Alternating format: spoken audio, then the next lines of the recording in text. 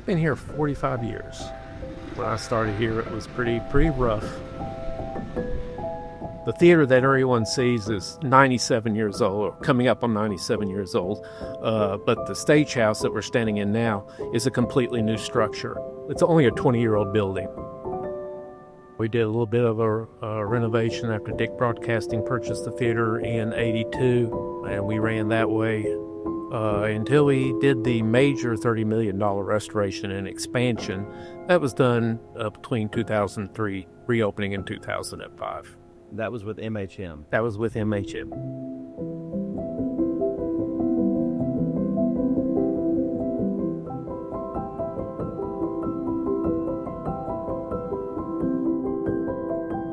My father, he used to tell me, if you were serious about a girl, you took her to the Tennessee Theater. It speaks for itself, the beauty of the theater. Designing something to pair with the Tennessee Theater is just a little bit intimidating. I've always felt that you should do everything you can do to study whether there are elements of the building that should be preserved. It's history.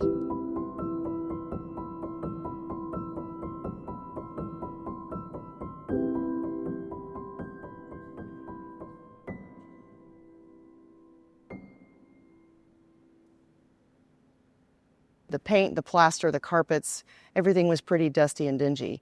And so when we first started working with McCarty, Holsapple McCarty, we wanted to solve those problems. I still remember my first meeting with Doug McCarty. It was actually on September 11th, 2001. Everyone knows what happened. The office shut down. We had one TV. The 30 employees were around the TV watching what was going on. So I thought, I'm not doing any good at all. So I called Tim Burns and say, Tim, you've been saying that you would give me a tour of the Tennessee Theater. Can you do it today? He said, come on over. And I remember being really grateful to have something else to focus on and think about on that day. And so we walked around the theater, started talking about some of the challenges and the problems that we wanted to solve with this major project. There was a real problem with the stage. The 25-foot stage was nothing like what it needed to be, and also the height was much too low. There were two solutions. One, to leave the theater as it was, renovate it, make it beautiful. Their other solution, I was comfortable enough that it could work, that we presented the cantilevered solution. So basically half the stage, about 16 foot of the stage, is cantilevered over State Street. And that basically is one of the reasons, other than the strong team, that we won the project. And they paid very specific attention to how the building looked in 1928. The carpet selection, which is an exact replica of the 1928 carpet, the curtains, the draperies, the details in the chandeliers, all of those details really demonstrated that MHM cared about the smallest detail and knew that those details were going to be noticed and appreciated by the patrons. When people walk through the facility, I think they can sense that, yes, this is the original theater. A historic restoration is different than designing a new facility within a historic context sometimes, such as the 612 building that we're currently working on. We want to do more and more to serve the community and make sure that we connect this theater with more people. We also would love to have separate spaces for receptions and pre- and post-show gatherings, things like that. So way back in 2017, we learned of property that was available in the building at 612 South Gay Street. The 612 building nearly touches the Tennessee Theater building and interestingly aligns with the floor levels that are here. So that building will connect with the Tennessee Theater and will offer them some of the elements they don't have in this historic structure, like event space, education space, office space.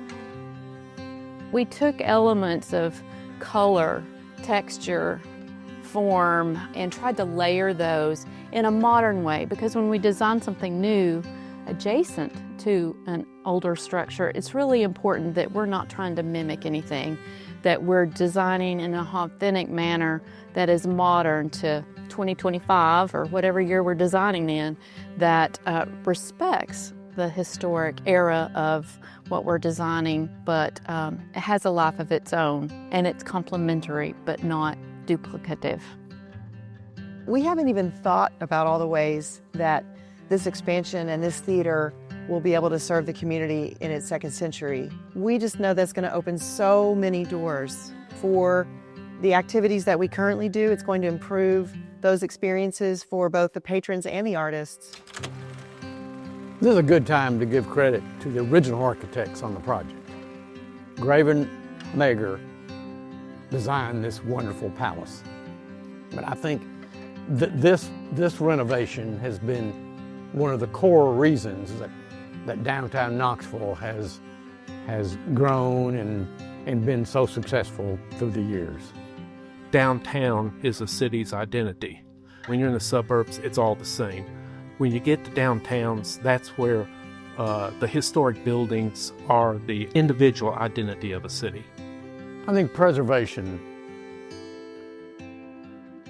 is so important. I love the mission of Knox Heritage and making sure that those places that have such an impact in our lives are continue to be here, continue to have a beautiful life of their own, and that can impact us, our children and grandchildren, those to come after us. Without hardworking organizations like Knox Heritage, I know that a lot of the beautiful buildings that help give Knoxville its look wouldn't be here today. It's a way to appreciate the past while also informing the present and setting the stage for the future.